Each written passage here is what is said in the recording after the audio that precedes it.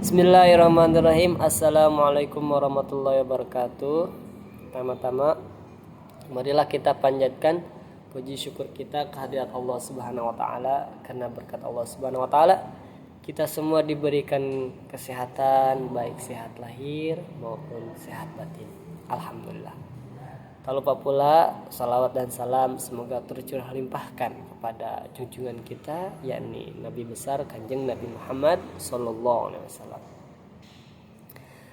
Baik, sebelumnya izin memperkenalkan diri. Nama saya Rahman Abdul Rajab. Saya salah satu mahasiswa dari STAI Dr. KHZ Mutakin, kelas 3 semester 3 PAID.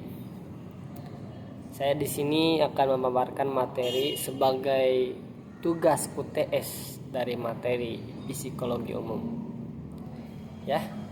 Untuk mempersingkat waktu, mari kita bahas materi pertama, yaitu tentang sensasi dan persepsi.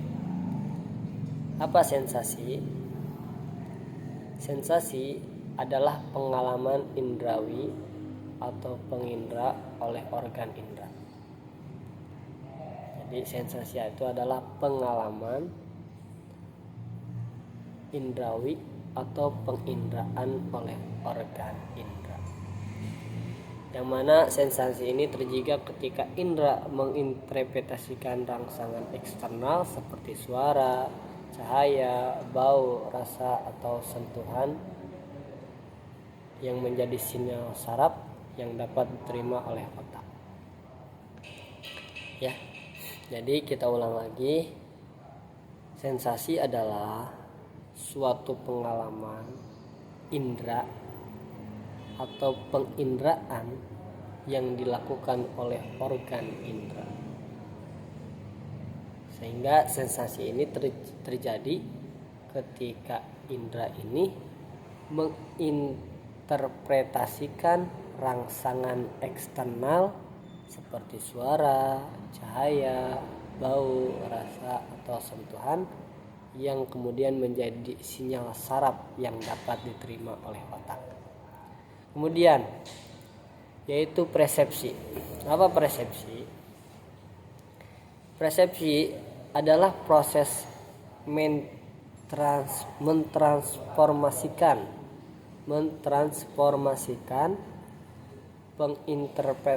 penginterpretasikan. Diulang. Jadi persepsi adalah suatu proses mentransformasikan, menginterpretasikan, dan memberikan makna terhadap informasi sensorik yang diterima oleh indra. Persepsi ini dapat melibatkan interpretasi dan pemahaman yang lebih kompleks dari sensasi, termasuk konteks pengalaman sebelumnya dan penafsiran pribadi. Ya, itu materi pertama, yaitu tentang sensasi dan persepsi. Kemudian materi kedua yaitu tentang teori pembelajaran. Teori pembelajaran adalah kerangka konseptual yang menjelaskan bagaimana individu ini memperoleh suatu pengetahuan, keterampilan, dan perilaku yang melalui proses belajar. Jadi suatu pengetahuan, suatu keterampilan, suatu perilaku yang diperoleh disebabkan adanya proses belajar. Di mana teori-teori ini mencoba menjelaskan mekanisme bagaimana proses belajar terjadi. Mengapa orang berperilaku seperti yang mereka lakukan, dan bagaimana pengetahuan dan keterampilan dapat ditransfer. Ya. Mungkin itu tentang teori pembelajaran. Diulang.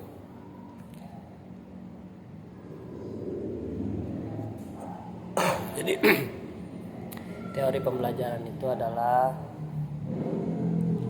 kerangka konseptual yang menjelaskan bagaimana individu memperoleh pengetahuan, keterampilan, dan perilaku melalui proses belajar.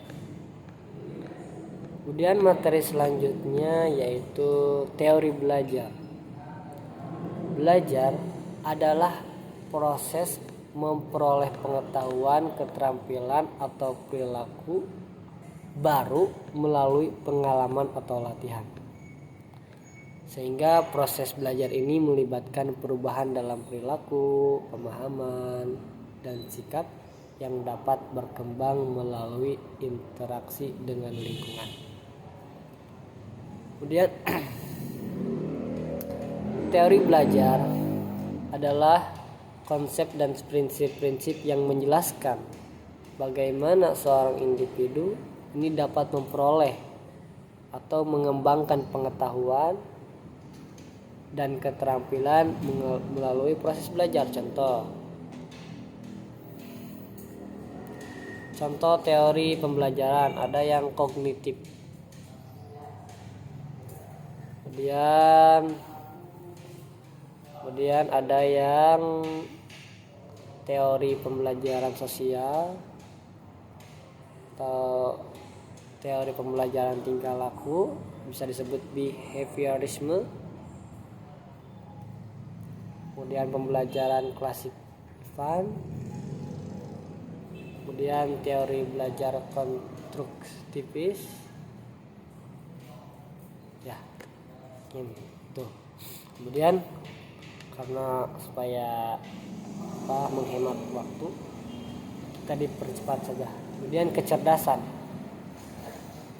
kecerdasan merujuk pada kemampuan seorang individu untuk belajar.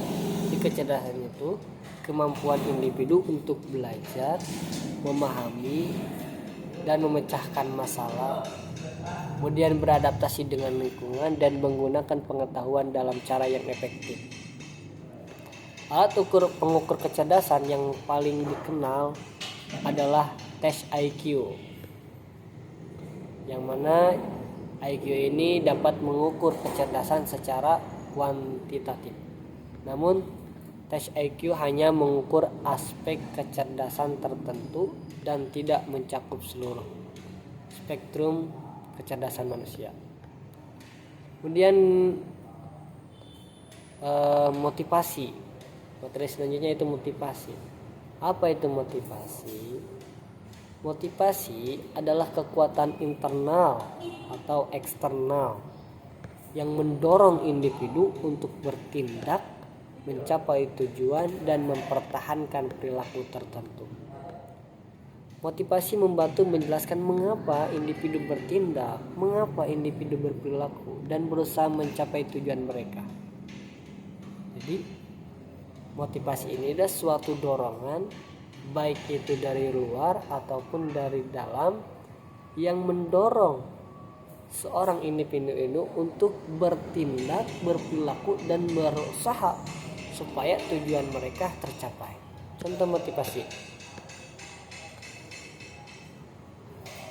seperti seseorang yang memiliki motivasi atau ambisi untuk sukses, sehingga dengan adanya keinginan untuk mencapai pengakuan dan atau pujian, maka ada dorongan bagi mereka untuk memenuhi kebutuhan dasar seperti makanan atau keamanan atau minat intrinsik dalam suatu tugas atau aktivitas. Mungkin sekian yang dapat saya sampaikan.